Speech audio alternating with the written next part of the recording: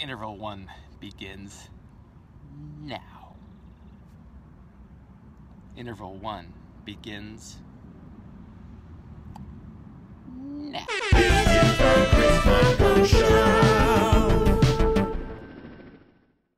We just got to the track. I wanted to show it to you, but the sun is so bad that it's probably gonna, yeah, you can't see me. We're totally lost. So the track's there, you gotta take my word for it. The goal for today is to do 6 by 1,000 meters. Last week on Tuesday we did 6 by 8. So we're just increasing the distance by another 200 meters and trying to maintain the same pace.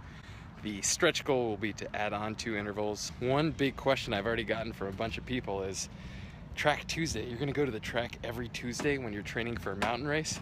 And I agree, it sounds a little crazy, but I promise you there's some logic behind it. So first of all, there's a couple reasons that I believe track is going to be valuable. Number one, why am I doing track? It helps me be a more efficient runner. So every time that I do some speed work, my stride's probably going to improve. I'm going to be more focused on turnover and, you know, planting my feet, lifting my knees, and that, even though these are very short, fast intervals, that will translate over longer distances.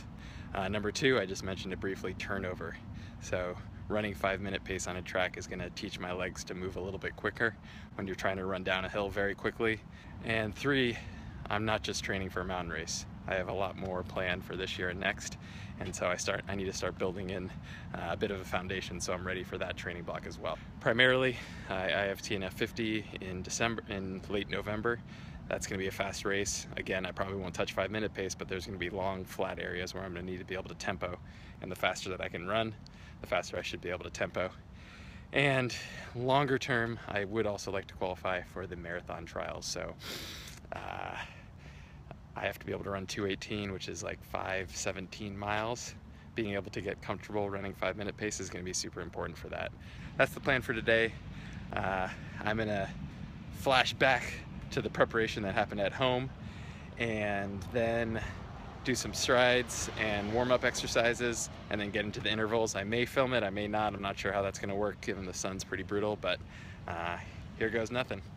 So here's a look at what I'll be bringing to the track today. Obviously need an outfit, so I've got my sleeveless top, some Nike trail shorts, some wool socks, primarily because I've been blistering and these have a little bit of extra cushion in them. And I always start my warm-ups with some pants on. I think it gets my legs warmed up and nice and sweaty before I get going on the workout. I've got my sweet Nike bag to run with, a towel for the sweat, some sunglasses, a wristband, hat, my Garmin, and then my DJI filming equipment, and then finally my fuel for the day. So I've got a ton of accessories. I'm trying Untapped. We'll see if I go for the stroopwafel or this, which is basically just pure maple syrup. It is delicious. Got some chocolates if I'm really struggling, some Cliff products. Another thing that I'll probably be using right before the workout begins are these new Verb energy bars. It is a caffeinated energy bar that actually tastes pretty good as well. Chapstick, obviously, in case my lips get chapped. And then the things that I'll most likely use for the workout. Caffeinated goo, tastier goo in case I need a second one, Roctane, which I'll put into my bottle, and some BCAA capsules, which are great before and after the workout for recovery and a little pre-run boost. And then obviously squirrel's nut butter. I don't want to be chafing out there. So before I even leave for my workouts, I generally do a bunch of stretching in the home. So that usually involves one of these guys to loosen up the muscles, probably about a 5 to 10 minute stretching routine. This stretching rope makes a huge difference for my hamstrings.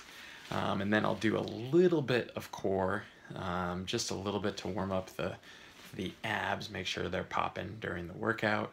But then mostly it's just to activate a little bit of the glutes before we get going. That's kind of the pre-routine. We're gonna try to film a little bit at the track today. We'll see if that works. Excited to see what happens.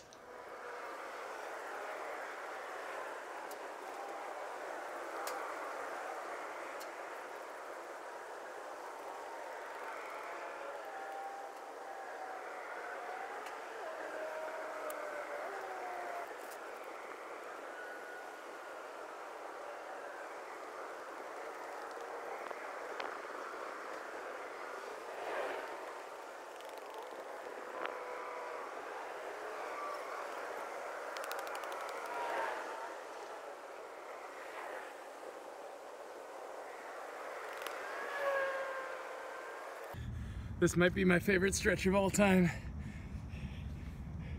Just roll back and forth, stretch out the hips, but also roll the quads pretty good. Oh yeah. This is not how the pros do it. Final bit of awesome that I'm gonna do right now is change my shoes. So I warmed up in the Pegasus, the Zoom Pegasus, which I will take off right now, and I'm gonna be changing in to the Zoom Elite. The Zoom Elite is definitely not the lightest Nike shoe in the world, but compared to the Pegasus, here's the Pegasus, fairly heavy. Zoom Elite, even the colors make it look faster. The reason I'm doing this is that it's just gonna help me be able to turn a little bit faster, to think that I'm moving a lot quicker than I am. Every ounce you can get rid of is awesome, because that's the bottom of your pendulum and you're moving it back and forth. However, if you get too light, then you run into issues where you don't have enough support for your feet. Oh, nice spinning. So Zoom Elite is a nice balance of enough support for a big guy like myself, but also isn't so light that I'm gonna feel like I'm not getting any support and I'm gonna break my heel. If it was a really, really fast day, then we might even bring out track spikes, but we are probably 2 years removed from needing to do that. Okay, let's get going.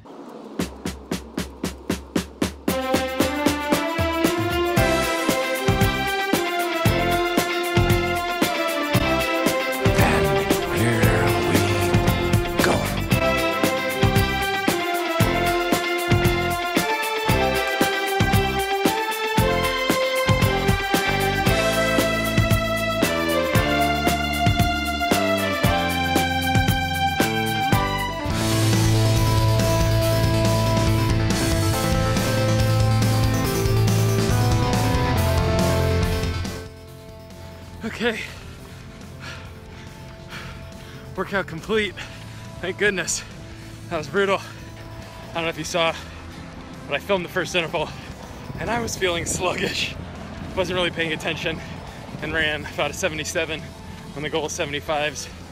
It helped that somebody was using the TRX right by my warm-up bag, so I ended up moving my bags, starting the workout over again.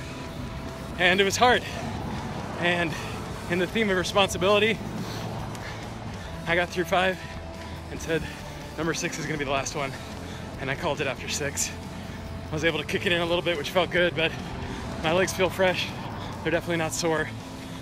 I'll definitely be able to rebound after this. So, very pleased with the effort. Again, responsibility. I could have forced 2 more intervals, but I was listening to my body, and my body was struggling for the last 400 of each interval, and that wasn't the intent of the workout, so I called it early. I might have to readjust the pace in the future. I might need to adjust the pace for the future intervals a little bit slower, but workout successful. Time to cool down, get my pants back on, rock some tunes, and get some pancakes in my system. Take care, guys. Track Tuesday is done.